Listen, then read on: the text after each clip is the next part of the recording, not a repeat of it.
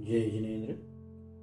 पूर्णार्घ जैन ग्रंथ वाचन अर्घ्य 8 भाग 12 साहित्य कलादृष्टी। आचार साधनेच्या उच्च स्तरावरून व्यावृत्त होण्याचा प्रसंग आला तर जैन मुनी आपली भावावस्था त्यापेक्षाही खाली घसरू नये याची दक्षता बाळगतात। अशा वेळी ज्या शुभ कार्यात ते आपला योग देतात त्यामध्ये अध्ययन आणि ग्रंथरचना यांना फार मोठे स्थान मिळाले आहे। शिवाय त्यांचा कल्याण विहार चालू असताना प्रवचन वात्सल्य आणि मार्ग प्रभावना या निमित्ताने अनेक धार्मिक प्रहर्ष साजरे होतात। त्यातून ज्ञानाराधनेचा उच्चांक गाठला जातो। तत्वचर्चेमुळेही अनेकांची संवेदना स्पष्टतर होते। भव्यांचे उपादान जागृत व उत्थित होते। या सर्व प्रसंगातून जैनाचार्यांनी निर्माण केलेली साहित्य रचना जितकी सूक्ष्म व तरल आहे तितकीच ती विशाल व उदात्त आहे। तत्वज्ञान व आत्मशास्त्र याशिवाय न्याय तर्कशास्त्र, व्याकरण, काव्य, छंदशास्त्र, भूगोल, खगोल, ज्योतिष, गणित, चरित्र, दृष्टांत कथा, सुभाषित, स्तुती, स्तोत्र, टीका, भाष्य, विवरण इत्यादी साहित्य प्रांगणातील विशाल क्षेत्रात निर्मिलेले वाङ्मय इतके समृद्ध व सखोल आहे की येथे त्याची दखल सर्वांशाने घेणे केवळ अशक्य आहे। ज्या ज्या आचार्यांनी गृहस्थावस्थेत ज्या ज्या लौकिक विद्येत प्रावीण्य मिळवले होते त्याही विद्या धर्मायतनास व साधना मार्गास पोषक ठरण्याची शक्यता असल्याने त्यांना उपासनेच्या चौकटीत बसवून त्या त्या क्षेत्रातही ग्रंथरचना केली। कारण तत्वतः ज्ञान हे अमर्यादच आहे। त्या त्या विषयातील अन्य धर्मीय साहित्य कृतीपेक्षा जैन ग्रंथ अनेक पटीने श्रेष्ठ ठरतात। शरीर हे धर्मसाधनेत आद्य असल्याने आरोग्य साधनेसाठी इतरत्र विहित असलेल्या मद्य मांसादी हिंस्र पदार्थांचा परिहार करून जैन वैद्यकशास्त्राने आरोग्य साधनेचा पुरस्कार अहिंसक मार्गाने केला आहे। कोणत्याही जीवांचा घात हा आरोग्य तंत्रात समाविष्ट करणे ही तत्वतः विसंगती आहे। एकाचा घात करून दुसऱ्याचे आरोग्य पुष्ट करण्यात आत्मघात आहे हे ओळखून जैन ग्रंथकारांनी अहिंसक वैद्यकशास्त्राची व आरोग्य उपचार मार्गांची स्थापना केली। शास्त्र म्हणूनही त्यांचा प्रभाव मोठा आहे। आत्मौपम्य दृष्टी सतत पुष्ट करणारे जैन ग्रंथकार मांगल्य संवर्धनात सदैव अग्रेसर आहेत। एकाला दुःख देऊन दुसऱ्याला सुख देणे ही जीवननीती नव्हे।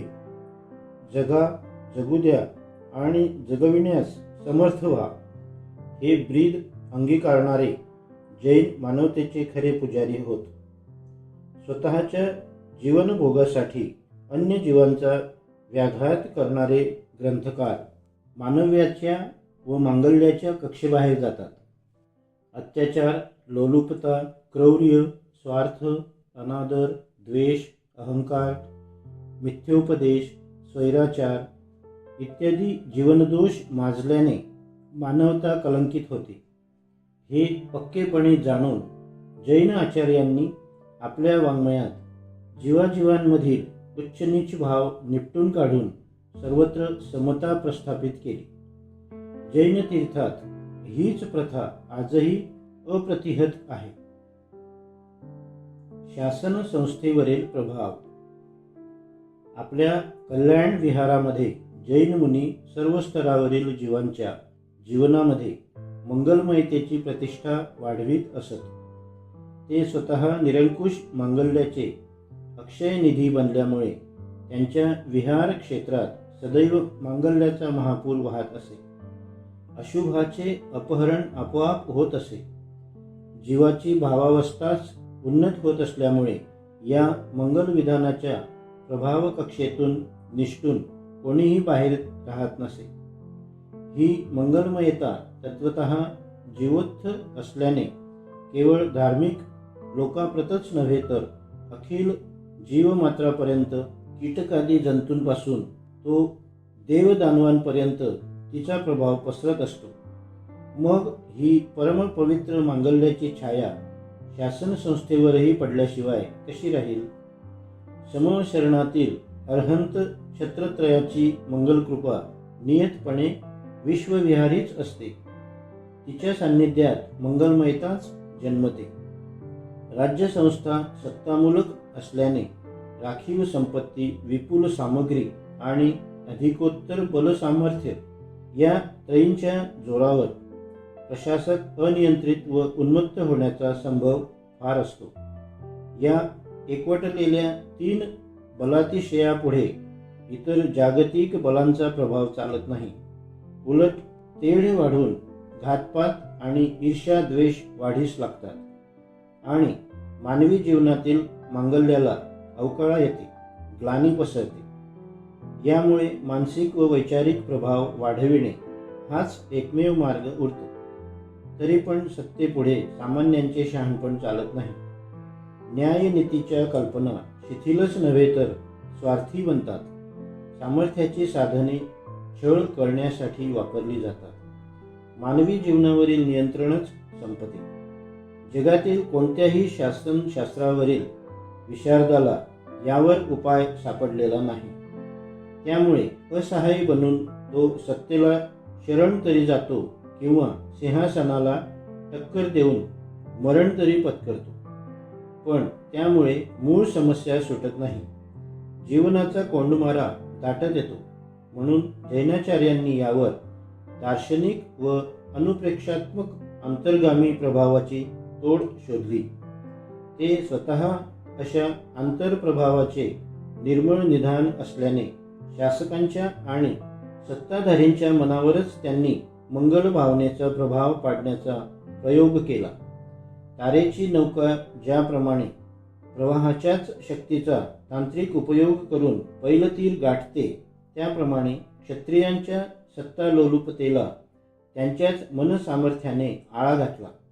त्यांना आपल्या मंगल ज्ञानाच्या प्रभावाखाली आणून त्यांच्यातील जीवभूत मांगल्य भावनेला चेतविले. त्यामुळे ते शासक स्वतःहूनच मांगल्याच्या मर्यादेत राहू लागले.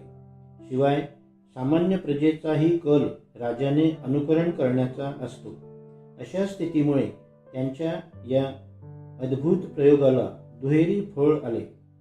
राजाबरोबरच अनुकरणशील प्रजाही मार्गानुवर्ती बनली. तुलनेने यातील महत्ता अधिक स्पष्टपणे जोखता आली. काही राजे स्वतःच जैन होते, तर काही अजैन राजांचे मंत्री, सेनापती, सामंत, सल्लागार, कोषाध्यक्ष इत्यादिकांबरोबरच कधीकधी राणी व राजपुत्र देखील जैन धर्मीय असत. शिवाय कित्येक राजे कृपाळू व प्रजानुवर्तीही होते. अशा अनेक अनुकूल बाजू राजांना आचार्यांपर्यंत आणण्यास उपयुक्त किंवा निमित्तभूत ठरतात. जैन आचार्य अतिशय ज्ञानी असल्याने त्यांचा प्रभाव निष्फळ कधीच ठरत नाही. त्यामुळे बहुतेक शासक स्वतःच धर्ममार्गी बनत असत, निदान विपरीत तरी वागत नसत. चंद्रगुप्तासारखे अतीव बलाढ्य सम्राट भद्रबाहूंचे शिष्य बनले. त्यांच्या राज्यात जैन मार्गाचा व सर्वोदय तीर्थाचा प्रभाव सर्वत्र पसरण्यास प्रत्यवाय उरला नाही.